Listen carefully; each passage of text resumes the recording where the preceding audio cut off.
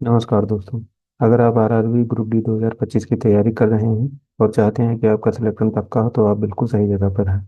इस वीडियो में हम आपके लिए लेकर आए हैं आरआरबी ग्रुप डी के सबसे इम्पोर्टेंट एमसीक्यू जो बार बार एग्जाम्स में पूछे जाते हैं। तो वीडियो को ध्यान से देखें, हर सवाल को सॉल्व करें और अपनी प्रिपरेशन को एक लेवल ऊपर ले जाएं। दोस्तों, आज के इस सेशन में हम बात करने वाले हैं भारत में निर्वाचन एवं आपातकाल से जुड़े कुछ महत्वपूर्ण प्रश्नों की। चलिए शुरू करते हैं। आज का पहला सवाल, भारत में पहली निर्वाचित लोकसभा कब अस्तित्व में आई थी? 1947, 1949, 1952, 1955। सही उत्तर हो जाएगा ऑप्शन सी, 1952। भारत में प्रथम आम चुनाव 1951 से 1952 में हुए और 1952 में पहली निर्वाचित लोकसभा अस्तित्व में आई। अगला सवाल है, भारत का मुख्य निर्वाचन आयुक्त कितने समय तक अपने पद पर रह सकता है? 5 वर्ष, 6 वर्ष या 65 वर्ष की आयु तक, 4 वर्ष, 70 वर्ष की आयु तक। सही उत्तर हो जाएगा ऑप्शन बी, 6 वर्ष या 65 वर्ष की आयु तक। मुख्य निर्वाचन आयुक्त व निर्वाचन आयुक्त का कार्यकाल 6 वर्ष या 65 वर्ष की आयु जो पहले हो तब तक होता है। अगला सवाल है, भारत के प्रथम चुनाव आयुक्त कौन थे? TN Seshan, Sunil Arora, Sukumar Sen, SY Qureshi. सही उत्तर हो जाएगा ऑप्शन सी, सुकुमार सेन। सुकुमार सेन भारत के प्रथम मुख्य चुनाव आयुक्त थे। वह 1950 से 1958 तक अपने पद पर रहे। अगला सवाल है, वोट देने का अधिकार किस प्रकार का अधिकार है? मौलिक अधिकार, कानूनी अधिकार, संवैधानिक अधिकार, प्राकृतिक अधिकार। सही उत्तर हो जाएगा ऑप्शन बी, कानूनी अधिकार। सुप्रीम कोर्ट ने स्पष्ट किया है कि मतदान का अधिकार एक कानूनी अधिकार है जो रिप्रेजेंटेशन ऑफ पीपल एक्ट द्वारा दिया गया है। अगला सवाल है, भारत के मुख्य चुनाव आयुक्त को कौन नियुक्त करता है? प्रधानमंत्री, संसद, गृह मंत्रालय, राष्ट्रपति। सही उत्तर हो जाएगा ऑप्शन डी, राष्ट्रपति। संविधान के अनुसार मुख्य निर्वाचन आयुक्त व निर्वाचन आयुक्तों की नियुक्ति राष्ट्रपति द्वारा होती है। अगला सवाल है, निर्वाचन आयुक्त की सेवा शर्तें तथा कार्यकाल कौन निर्धारित करता है? संसद, राष्ट्रपति, गृह मंत्रालय, चुनाव आयोग। सही उत्तर हो जाएगा ऑप्शन बी, राष्ट्रपति। राष्ट्रपति निर्वाचन आयुक्तों की सेवा शर्तों को निर्धारित करते हैं। अगला सवाल है, मतदाताओं की सर्वाधिक संख्या वाला राज्य कौन सा है? बिहार, महाराष्ट्र, उत्तर प्रदेश, पश्चिम बंगाल। सही उत्तर हो जाएगा ऑप्शन सी, उत्तर प्रदेश। जनसंख्या और मतदाताओं की संख्या के आधार पर उत्तर प्रदेश सबसे बड़ा राज्य है। अप्रैल 2024 में देश में किसके सदस्यों के निर्वाचन हेतु आम चुनाव हुए? लोकसभा, राज्यसभा, पंचायत चुनाव, विधान परिषद। सही उत्तर हो जाएगा ऑप्शन ए, लोकसभा। 2024 में 18वीं लोकसभा के लिए आम चुनाव हुए थे। अगला सवाल है, नवंबर 2025 में भारत के किस राज्य में विधानसभा चुनाव संपन्न हुए? बिहार, हरियाणा, महाराष्ट्र, झारखंड। सही उत्तर हो जाएगा ऑप्शन है, बिहार। 2025 में बिहार विधानसभा चुनाव आयोजित किए गए। अगला सवाल है, चुनाव क्षेत्र में प्रचार अभियान कब बंद होता है? मतदान से 24 घंटा पहले, मतदान से 36 घंटा पहले, मतदान से 48 घंटा पहले, मतदान से 12 घंटा पहले। सही उत्तर हो जाएगा ऑप्शन सी, मतदान से 48 घंटा पहले। चुनाव आचार संहिता के अनुसार 48 घंटे पहले शांत अवधि लागू होती है और चुनाव प्रचार बंद हो जाता है। अगला सवाल है, चुनाव आयोग किस प्रकार की संस्था है? न्यायिक, विधायी, संवैधानिक, कार्यकारी। सही उत्तर हो जाएगा ऑप्शन सी, संवैधानिक। चुनाव आयोग अनुच्छेद 324 के अंतर्गत एक संवैधानिक संस्था है। अगला सवाल है, राज्य चुनाव आयुक्त की नियुक्ति कौन करता है? मुख्यमंत्री, राज्यपाल, राष्ट्रपति, सुप्रीम कोर्ट। सही उत्तर हो जाएगा ऑप्शन बी, राज्यपाल।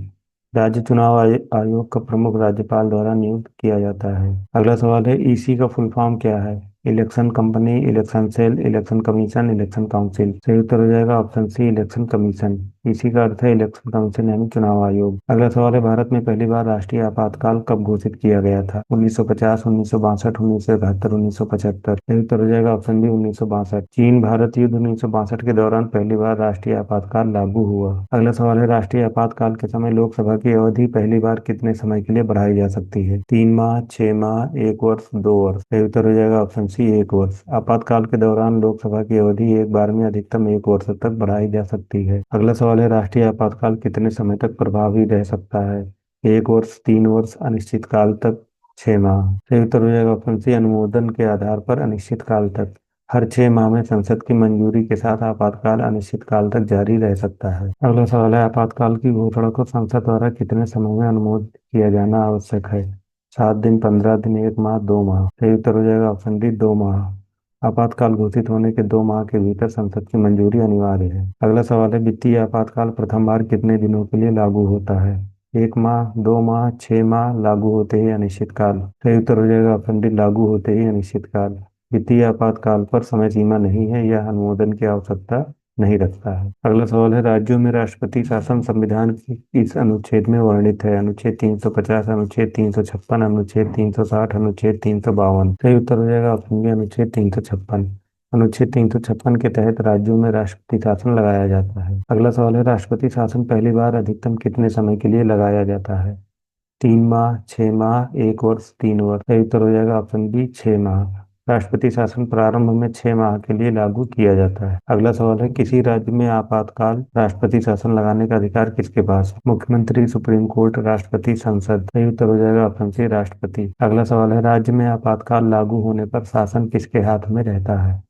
मुख्यमंत्री, राज्यपाल, प्रधानमंत्री, संसद। सही उत्तर हो जाएगा ऑप्शन बी, राज्यपाल। राष्ट्रपति शासन के दौरान राज्यपाल राज्य का प्रशासक होता है। अगला सवाल है, अनुच्छेद 352 के तहत लागू आपातकाल के दौरान कौन सा उपबंध निलंबित हो जाता है? सभी मौलिक अधिकार, अनुच्छेद 20 और 21 को छोड़कर सभी, कोई भी नहीं, केवल अनुच्छेद 19। सही उत्तर हो जाएगा ऑप्शन डी, केवल अनुच्छेद 19। 44वें संशोधन के बाद राष्ट्रीय आपातकाल में केवल अनुच्छेद 19 ही निलंबित रहता है। अगला सवाल है, राष्ट्रपति राष्ट्रीय आपातकाल किस अनुच्छेद के तहत घोषित करता है? अनुच्छेद 360, अनुच्छेद 356, अनुच्छेद 352, अनुच्छेद 301। सही उत्तर हो जाएगा ऑप्शन सी, अनुच्छेद 352। अगला सवाल है, आंतरिक अशांति को आधार बनाकर किस वर्ष राष्ट्रीय आपातकाल लगाया गया था? 1962, 1971, 1975, 1984। सही उत्तर हो जाएगा ऑप्शन सी, 1975। 1975 में आंतरिक अशांति, इंटरनल डिस्टरबेंस के आधार पर आपातकाल लागू किया गया। अगला सवाल है, भारतीय संविधान में वित्तीय आपातकाल किस अनुच्छेद में वर्णित है? अनुच्छेद 352, अनुच्छेद 356, अनुच्छेद 360, अनुच्छेद 300। सही उत्तर हो जाएगा ऑप्शन सी, अनुच्छेद 360। अगला सवाल है, मुख्य चुनाव आयुक्त का पद किस अनुच्छेद के तहत स्थापित है?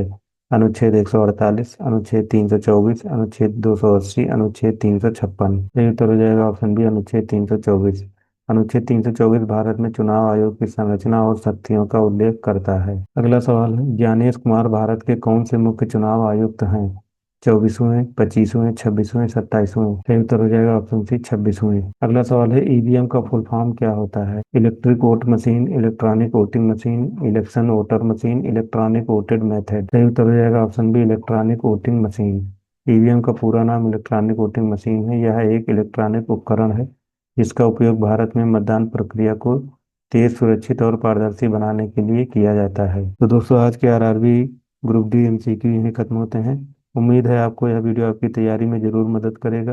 अगर आपको वीडियो अच्छा लगा हो तो लाइक, शेयर और सब्सक्राइब जरूर करें, ताकि आने वाले और भी इंपॉर्टेंट एमसीक्यू और एग्जाम अपडेट्स आप तक सबसे पहले पहुंचे। मिलते हैं अगले वीडियो में नए सवालों और नई जानकारी के साथ। तब तक के लिए पढ़ते रहिए, आगे बढ़ते रहिए।